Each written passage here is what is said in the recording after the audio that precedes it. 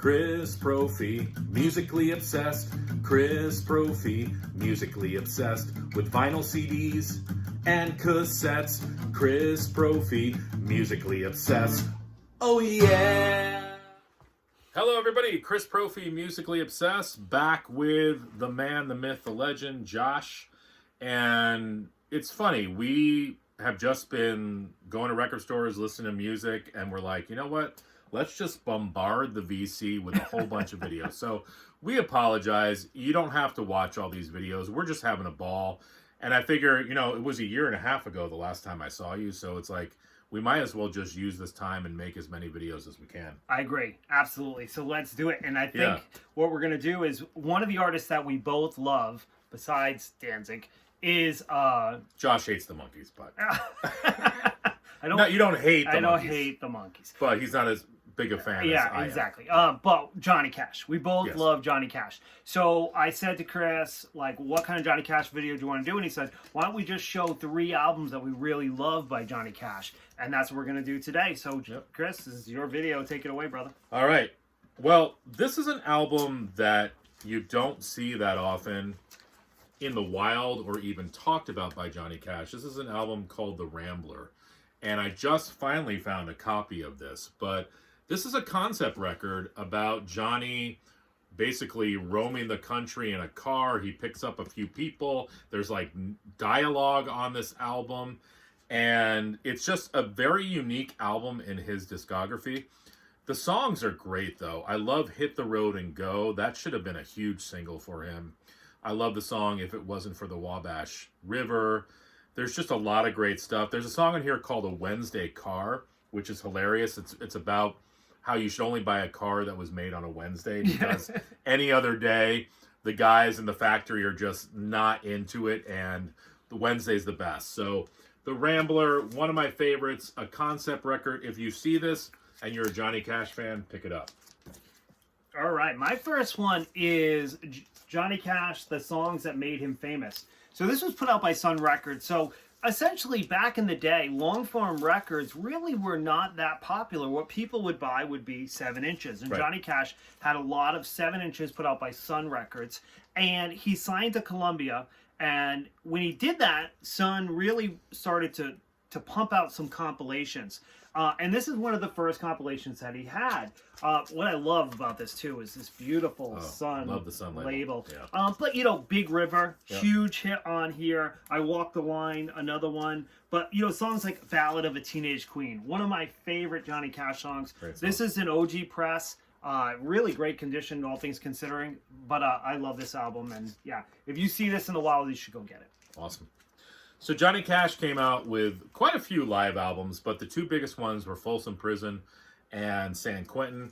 I prefer San Quentin a little bit more than Folsom. Folsom Prison is a classic. I mean, you can't deny. We were talking about it today. It's got the song Flush from the Bathroom of Your Heart. Just a killer record. But San Quentin, I just love A Boy Named Sue. He does a kick-ass version of Wanted Man. Wreck of the Old 97, that's always a great song. Plus, I love the Starkville City Jail because he's talking about how he got arrested for picking flowers. And his stories on this album are just amazing. I also love the cover, too. Cover is beautiful. Yeah, just fantastic. But, yeah, you know, both albums are great. I just tend to like San Quentin a little bit more. Yeah. So, yeah, got to show that album. Awesome. Okay, the next one for me is Johnny Cash's first record on Columbia. And this is a 6i. Unfortunately, it's not in pristine condition, but I'm always on the hunt for an upgraded copy. But I do love this album.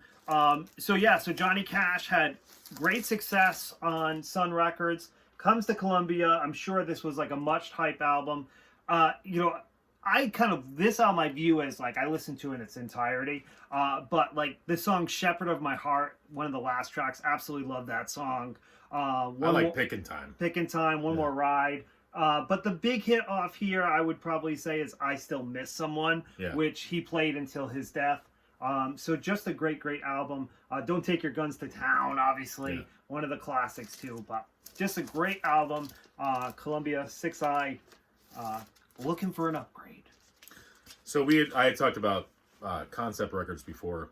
This is a huge concept record. Johnny Cash sings the Ballad of the True West. And it's cool because inside of the gatefold, they actually have some Old West terms, and he gives definitions of them. So this is basically like Johnny Cash taking to school. But there are some really cool tunes on here. I love the Road to Kaintuck. And, he sings a song about President Garfield on here. Mean as Hell is great. Sam Hall is a great one. I love 25 Minutes to Go because that's a song about he's at the gallows and he's about to hang.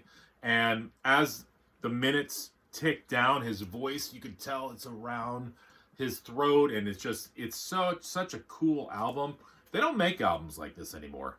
But the Ballads of the True West, Johnny Cash, a master at the concept record. Yeah, absolutely awesome. Okay, and my last one is Johnny Cash, Oran Blossom Special. I love the album cover too. Yeah. Look how beautiful that cover is. He's a hobo. Yeah, and it's just fantastic. The big hit off here was "It Ain't Me, Babe," which is Bob Dylan wrote that song, which is great. But the Long Black Veil is on here, awesome. which he obviously did early in his career, but this is a re-recording.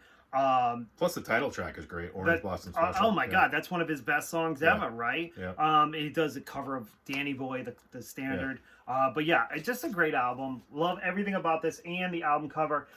This is a stereo copy. I'm definitely on the hunt for a mono copy. This is one of them that I would love to get a mono copy. And I also need Everybody Loves a Nut. That's one that I'm missing. If I had that... I have a reissue of that. Yeah, I'm looking for an OG press, stereo and mono. What's great about that album, too, is he's mixing folk and country, which I think is really cool. And Dylan and Johnny became really good friends, and that just shows you how good of a songwriter Johnny Cash was, because if Dylan is hanging out with you, you know you're a good songwriter. Well, it's just like Nashville Skyline by Dylan. Yeah. Johnny Cash is both of these albums are heavily influenced by Dylan. Just an awesome, awesome album. We could probably make so many videos on Johnny Cash. We both love Johnny Cash so much. And, I like all eras of Johnny Cash, but, he definitely has his sweet spots. Yeah, he's got his sweet spots. But thanks for watching, everyone. Head on over to Josh's channel, and we're just going to keep... This is like the blitzkrieg of videos. Or I think we're going to go listen to some Creator first. Oh, yeah, we're going to listen to some Creator. Let's do that. All right, everyone. All right. Bye.